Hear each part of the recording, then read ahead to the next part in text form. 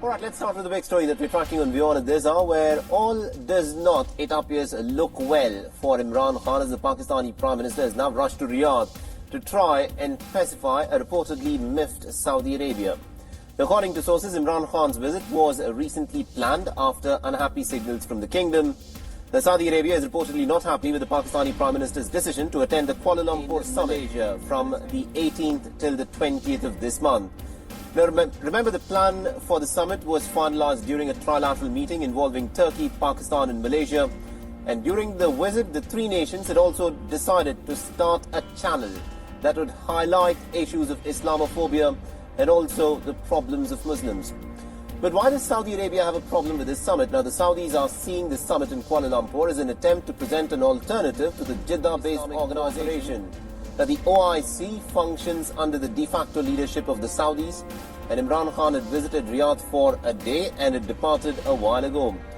While the official release says that it is for bilateral engagement, there are reports which indicate this is to reassure the kingdom's leadership that ties between Pakistan and Saudi Arabia remain on firm footing. Now, earlier this week, Foreign Minister Shah Mahmood Qureshi had also visited Saudi Arabia. Imran Khan has visited the kingdom at least 3 times since the month of May this year.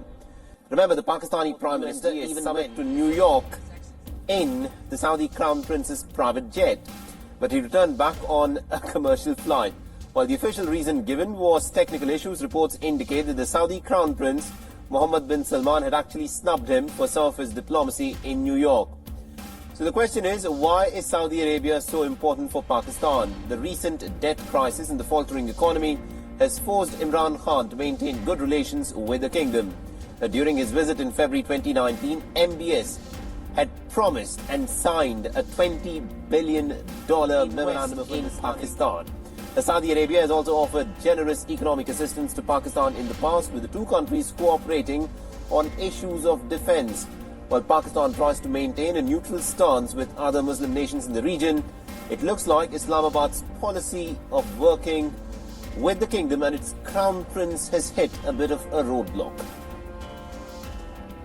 So this is the latest bit of information that is coming in on this proposed trip of Imran Khan, where he will be making a day-long visit to Saudi Arabia. It appears that not everything is well in the relationship, the bilateral relationship between Pakistan and Saudi Arabia. To add more perspective in terms of what's actually happening, we are joined in by our Pakistan Bureau Chief Anas Malik. So Anas, what is this trip all about? Why is Imran Khan making this trip, one-day trip to the Saudi Arabia? Well, Saleh, this trip is precisely very important when it comes to Pakistan and Saudi Arabia's bilateral ties. Now, as per the Pakistani Ministry of Foreign Affairs, this trip is basically an extension of high-level exchanges and bilateral exchanges of leadership at the leadership level between Pakistan and Saudi Arabia.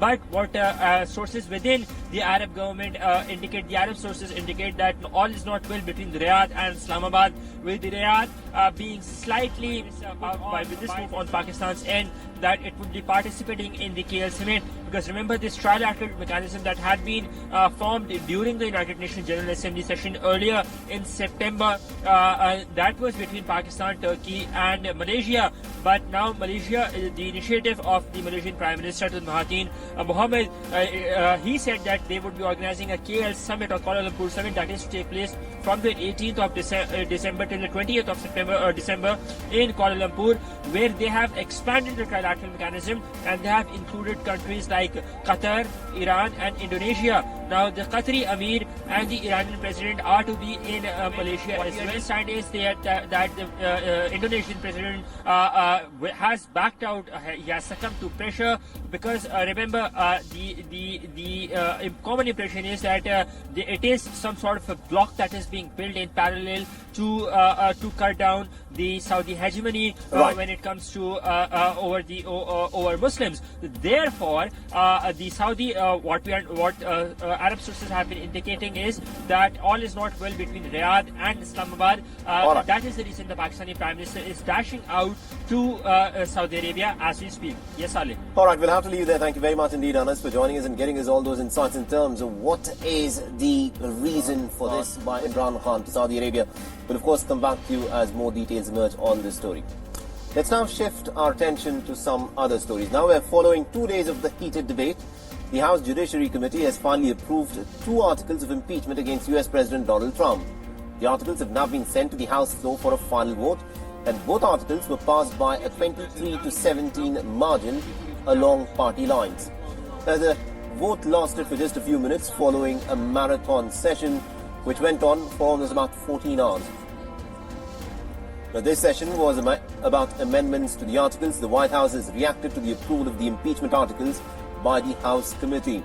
It also called the impeachment vote, quote-unquote, a desperate charade. President Trump, a witch hunt and a complete sham. It's a witch hunt, it's a sham, it's a hoax. Nothing was done wrong. Zero was done wrong. I think it's a horrible thing to be using the tool of impeachment, which is supposed to be used in an emergency, and it would seem many, many, many years apart, to be using this for a perfect phone call where the president of that country said there was no pressure whatsoever, didn't even know what we were talking about. The US President Donald Trump also took to Twitter saying that the Democrats have now become a party of hate and are bad for the country. Earlier, the Judiciary Committee had drafted 2 articles of impeachment against Donald Trump. The first is about abuse of power and focuses on the facts of the Ukrainian scandal. It is on the obstruction of Congress that deals with Trump's attempts to stonewall the impeachment inquiry. But the committee's vote to approve the 2 articles of impeachment tees up a House floor vote next week that would make Trump the 3rd president in US history if he were to be impeached. The US Democrat Representative Madeleine Dean has spoken about the emotional and also the mental toll the impeachment process has taken on her personally as a member of the House Judiciary Committee. It was a mental toll. I could feel it myself. I know the rest of us did. And that really was sort of the apex of weeks and months of both an emotional and mental intellectual toll.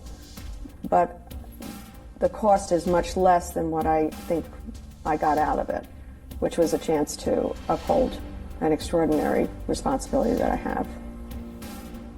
Thank you for participating. Now, in the short term, the Republican accusations could pay off. The votes on impeachment on the floor of the House and removal in the Senate will almost certainly break along uniform party lines, making it easier for the Republicans to portray the process as entirely driven by partisanship.